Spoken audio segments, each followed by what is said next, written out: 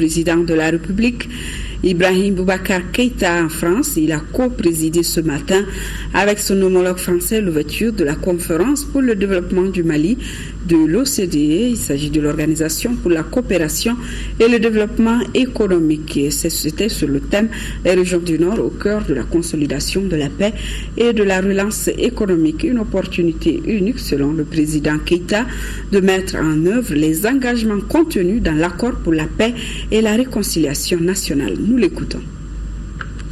Si la paix est signée au Mali, elle n'aura de sens qu'autant qu'elle soit soutenue vigoureusement par une relance économique digne de ce nom. La paix n'a pas de sens s'il n'y a pas de division de la paix. Quelle serait cette paix-là qui n'offrirait pas l'eau potable à nos enfants, qui n'ouvrirait pas les écoles à nos enfants, qui ne ferait pas que Kidal soit une capitale, à l'instar de toutes les capitales aujourd'hui, digne du XXIe siècle, avec un aérodrome, une aérogare digne du XXIe siècle et digne du Mali. Et quelle serait également cette singulière paix qui n'assurerait pas désormais une liaison régulière, rapide, entre les différentes régions du Mali, singulièrement entre le sud et le nord, entre Kidal, Gao et Tombouctou. Projet d'ailleurs commencé grâce à l'aide française, à l'appui français, qui malheureusement a été stoppé sitôt que lancé. Dès que le premier coup de lame fut lancé, le chantier a dû être arrêté pour cause d'insécurité. Cela doit cesser, donc désormais.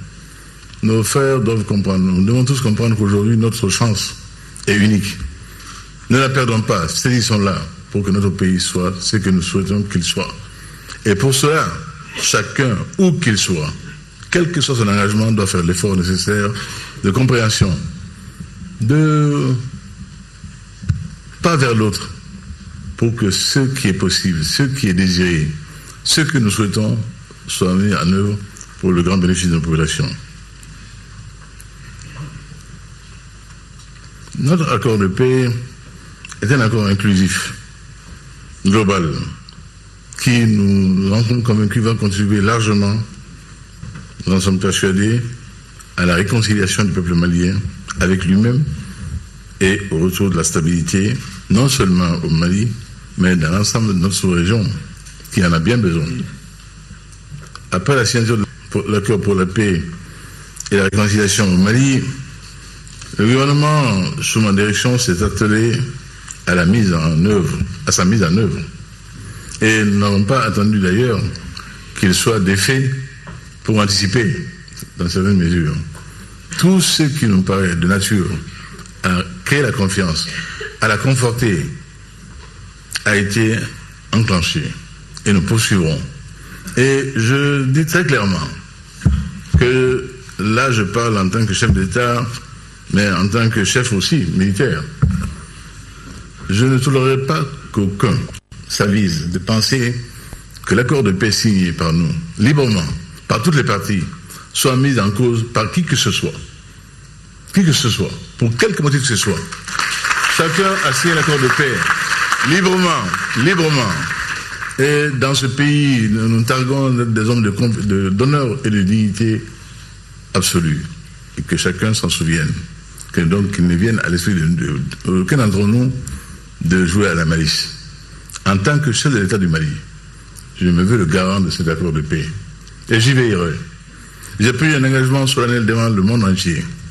Et si je passe devant mes compatriotes pour un homme de parole, quand il dit, je ne vais pas commencer maintenant à être autre que je ai toujours été dans ma vie.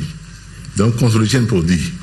L'accord de paix nous offre à tous une chance inouïe d'évolution vers ce que nous souhaitons tous, ce pays de paix, de convivialité, tant vanté par ceux qui nous ont précédés, qui ont fait que le Mali était une destination enviée. Quand les voyageurs, quand les grands historiens, géographes, Al-Bekr, Al-Omari, Ibn Khaldoun, le prolégomène, l'auteur de prolégomène, nous ont décrit ce Mali-là, pays de convivialité, pays aux mœurs policiers, pays où il fait bon vivre, pays où on respecte l'homme et ses droits.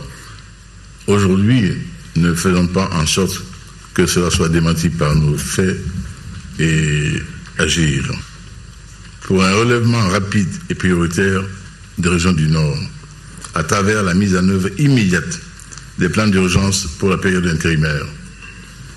Le Mali s'engage pour la réalisation des infrastructures prévues à l'annexe 3 de l'accord de paix pour la relance économique et pour un développement équilibré de l'ensemble des régions du Nord et du Mali, tenant compte de leurs potentialités respectives.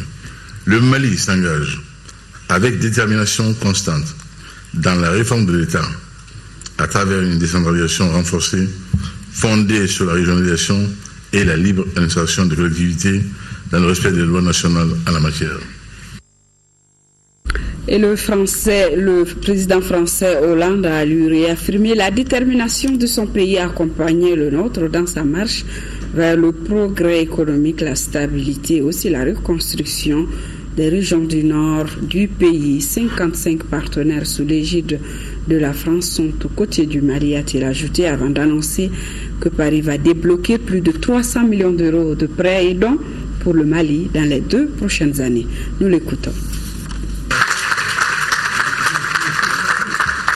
Cet accord, qui a été long à être négocié, puis à être conclu, comme tous les accords qui sont sérieux, a été immédiatement suivi d'avancées tout à fait décisives.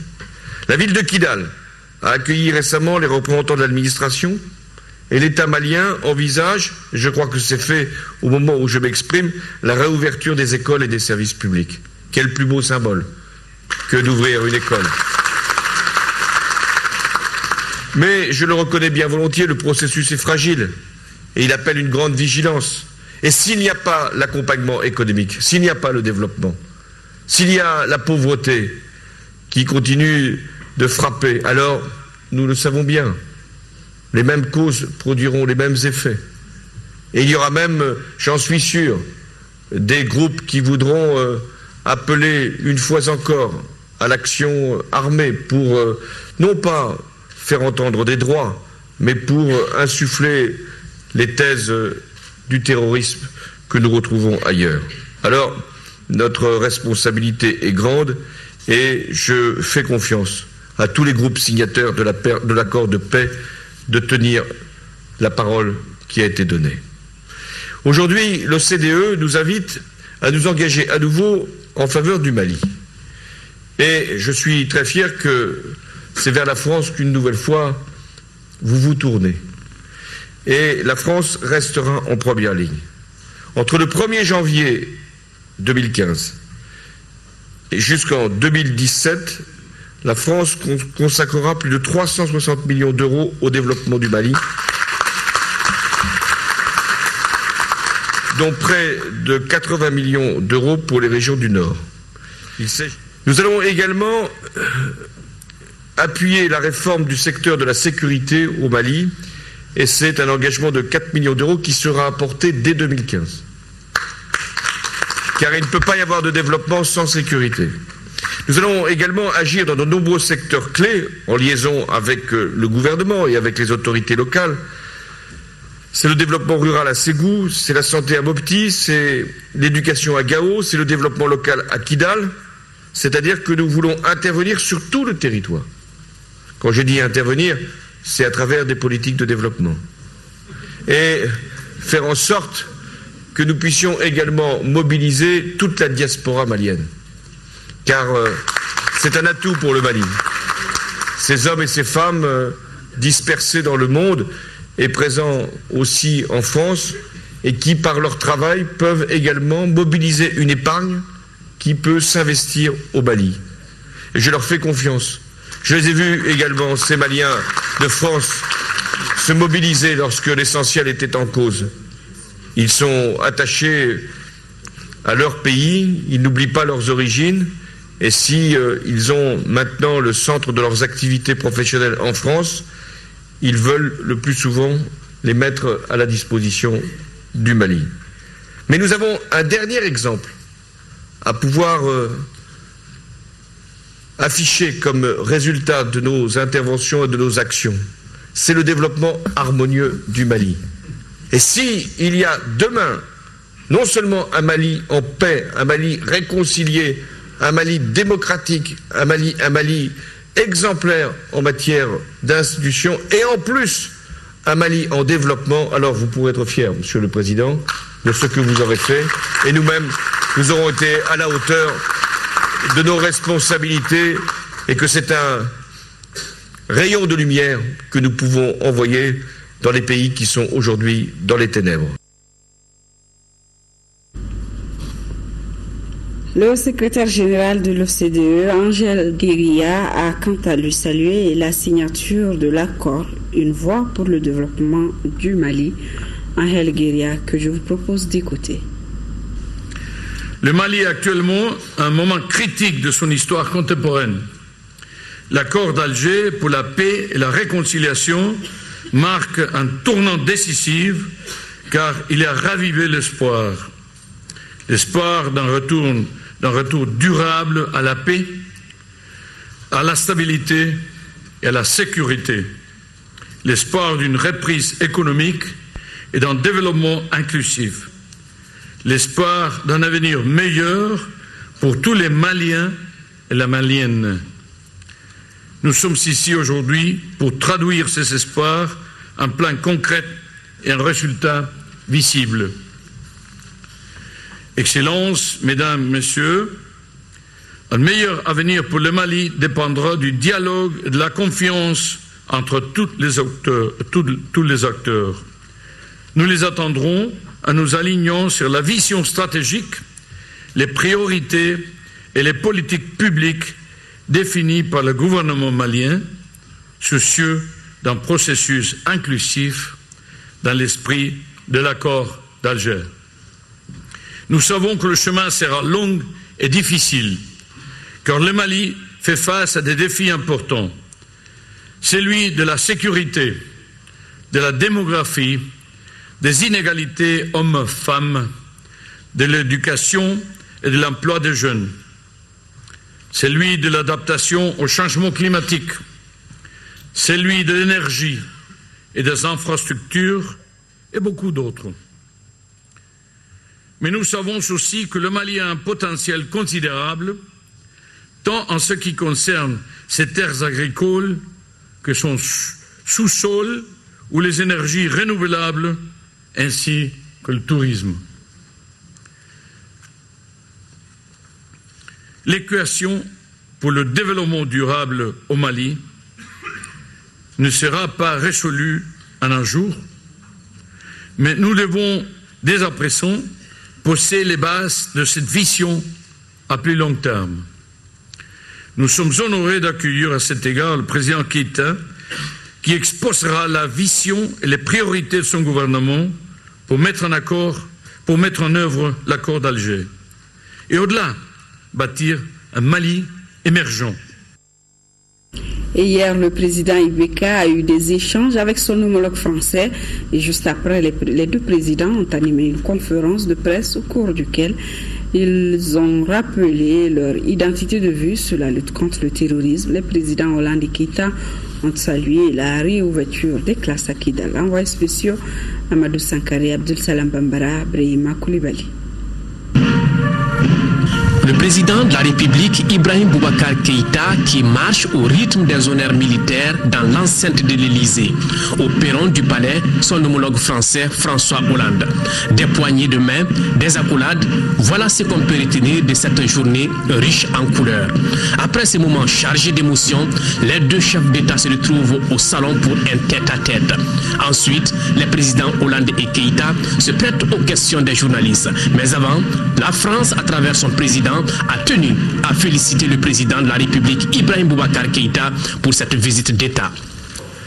Je l'avais invité il y a déjà plusieurs mois et j'avais souhaité que cette visite puisse être une visite d'État, compte tenu de la relation entre nos deux pays et compte tenu aussi de la consécration qu'a été l'accord de paix, de manière à ce que, comme il l'a dit lui-même, ce soit le Mali qui soit invité en visite d'État.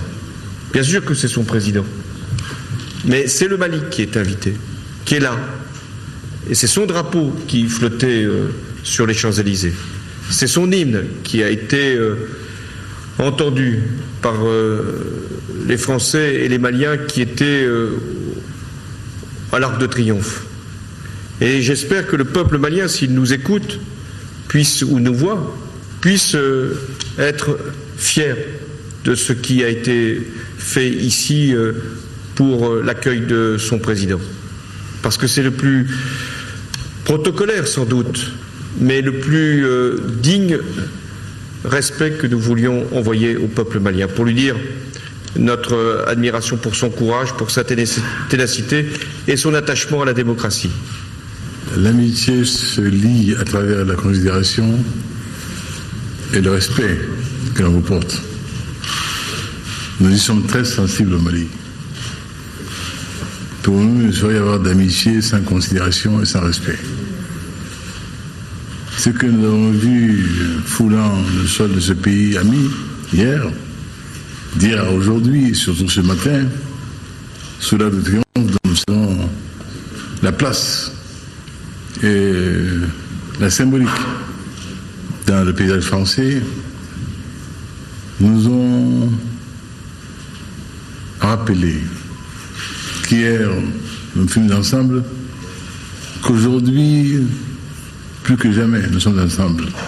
Comme il fallait s'y attendre, les journalistes ont évoqué les questions relatives à la paix et à la réconciliation nationale au Mali. Sur le sujet, le président Hollande a rappelé que le Mali et son pays mènent le même combat, celui de la lutte contre le terrorisme. J'avais tenu à ce qu'il soit accroché à mon bras, et moi au sien, parce que nous sommes liés de manière indéfectible par ce que nous avons subi du terrorisme et ce que nous avons été aussi capables ensemble de faire pour lutter contre ce fléau. Et c'était important que, à travers nos deux personnes, le peuple malien, le peuple français puissent montrer cette solidarité indéfectible. La lutte contre le terrorisme, même s'il touche moins le Mali aujourd'hui, il frappe des pays voisins, des pays également amis. Je pense au Niger, je pense au Nigeria, je pense au Cameroun, je pense au Tchad.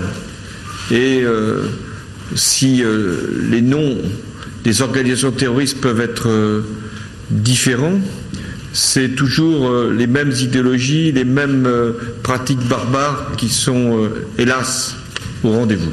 Vous avez rappelé les heures douloureuses vécues par mon pays.